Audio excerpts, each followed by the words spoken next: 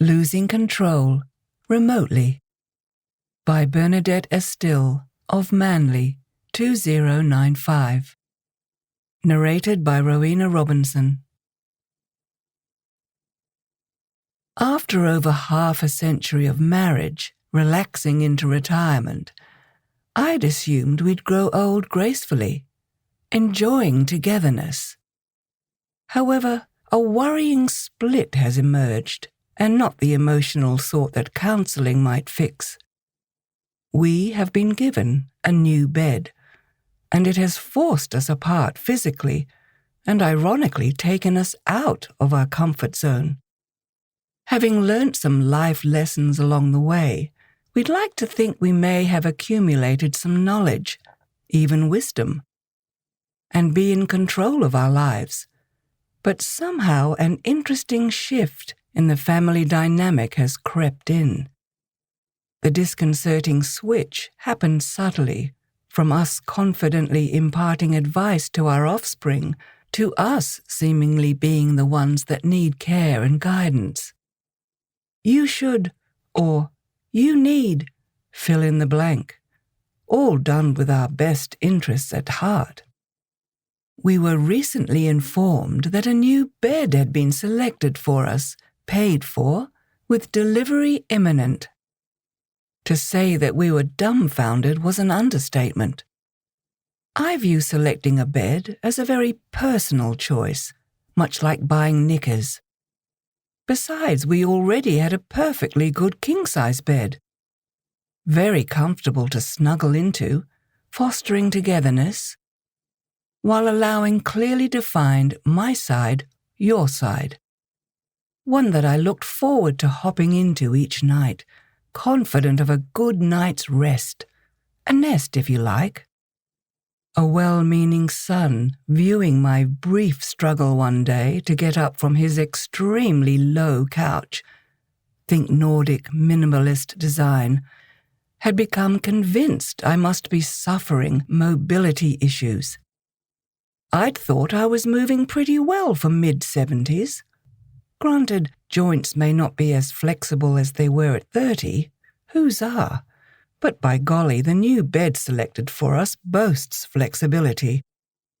Two strong delivery chaps had some difficulty lugging the pieces upstairs, it being very heavy and laden with a lot of equipment designed to cater for every possible adjustment the occupants may require.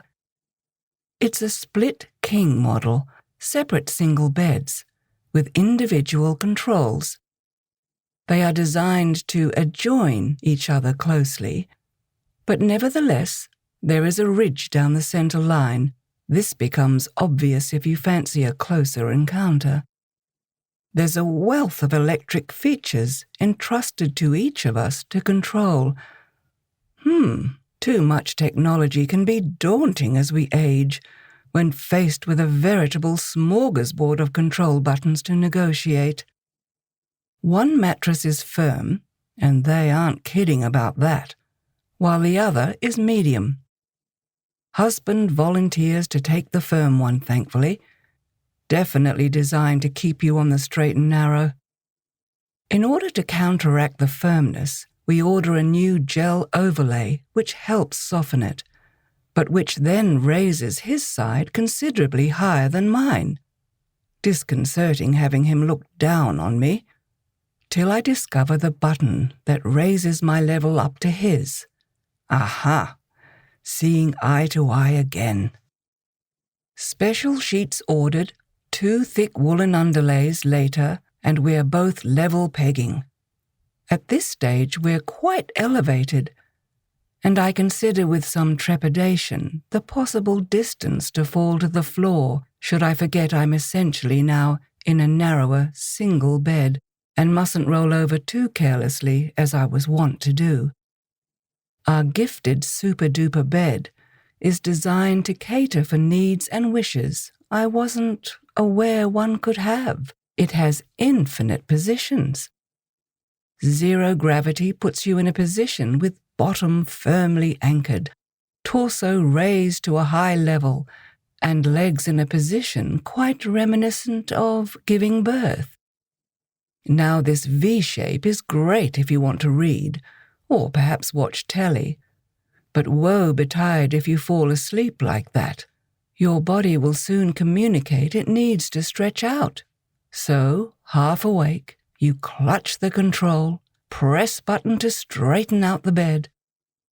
Unfortunately, in the dark and without glasses on, my finger accidentally hits the massage button instead, and bed begins to rumble and quiver. Well, shake, really, enough to wake his nibs in adjoining bed. A few expletives escape me in the mad scramble as I fumble around to find the control, now gone missing in the tangled bedclothes. My vain attempt to press the right buttons and calm the bed down continues. Oops, not that one either, as bed speeds up, massages even more vigorously, and after my next failed attempt, stabbing buttons, sits me bolt upright. Correct button pressed eventually, bed flattened out, silence descends, and all is calm, all is quiet. I consider giving him over the way, an apologetic pat, but my bed, upon straightening itself out, has now descended to a much lower level than his. Dare I attempt to find the right button to rise to his level? Decide no, too risky, just lie low.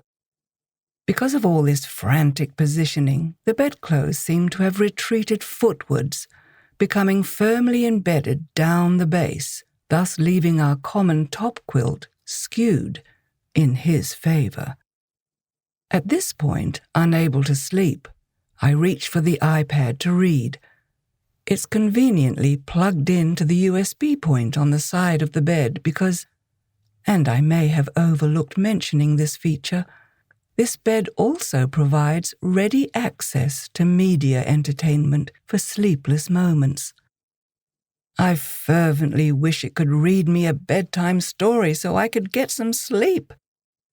Meantime, visitors using our beloved old bed downstairs remark happily over breakfast how extremely comfortable it is. I try not to choke on my Vegemite toast. Perhaps we'll master all controls soon, and our bedroom will become that oasis of calm and comfort we're told to strive for. Then lessons learnt, and at pains not to offend the well-meaning offspring, we'll make our beds and lie in them. The end.